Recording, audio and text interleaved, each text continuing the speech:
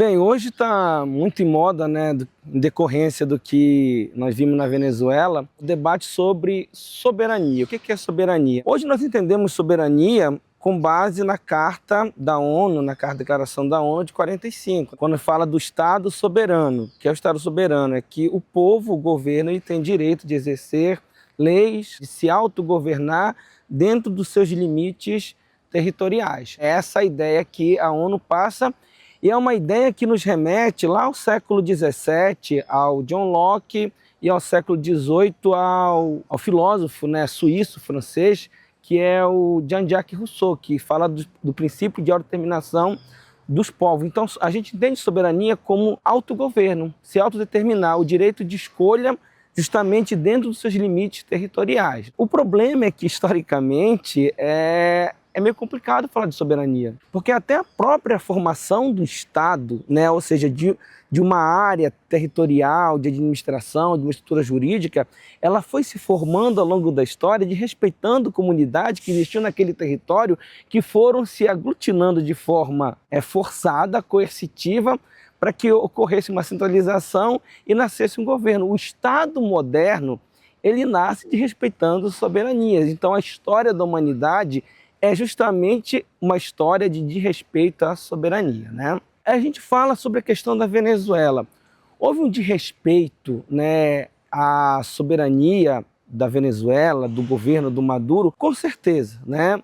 Existe o que é opinião e existe o que é o fato, né? A opinião é, eu gosto do Maduro, eu odeio o Maduro. Isso é opinião, né? Mas nós temos que trabalhar a questão de fato. O Maduro era um ditador? Com certeza. O Maduro, basicamente, após as eleições que ele foi derrotado, ele deu um golpe de Estado e a Venezuela se consolidou como um governo ditatorial, né? Tanto que o governo não reconheceu a vitória do Maduro e em 2024 o governo brasileiro, outubro, novembro, não aceitou que a Venezuela, justamente porque o Maduro tinha desrespeitado, né, o resultado das eleições e deu um golpe, entrasse no BRICS. Então, o Maduro, ele é um ditador, pronto, acabou. Havia perseguições a direitos, a pessoas, a jornalistas na Venezuela, com certeza. Prisão de opositores, né? Acredita-se que nas passeatas contra o Maduro teriam morrido 400 manifestantes naquele período das eleições. Isso são fatos. Mas isso não justifica, né, o fato dos Estados Unidos invadirem a Venezuela. Isso é um desrespeito, porque isso abre um precedente perigoso por uma série de situações. Porque a gente sabe alguns interesses dos Estados Unidos por trás.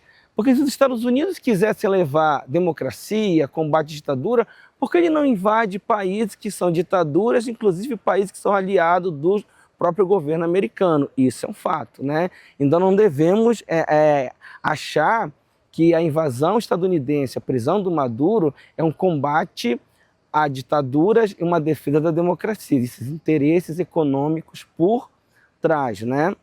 Uma coisa interessante, né, é que a própria Carta da ONU, quando fala da soberania de um Estado nacional, diz que ele é soberano, mas que pode ocorrer intervenções de outras nações em duas situações. A primeira situação é quando direitos humanos são desrespeitados dentro desse país, onde uma perseguição, onde uma violência extremada, onde minorias são perseguidas, e quando esse Estado, né, esse país, devido às suas ações, ele prejudica outros países, né? Então pode ocorrer uma intervenção.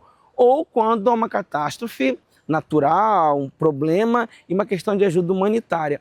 É aí que entra a intervenção dos Estados Unidos.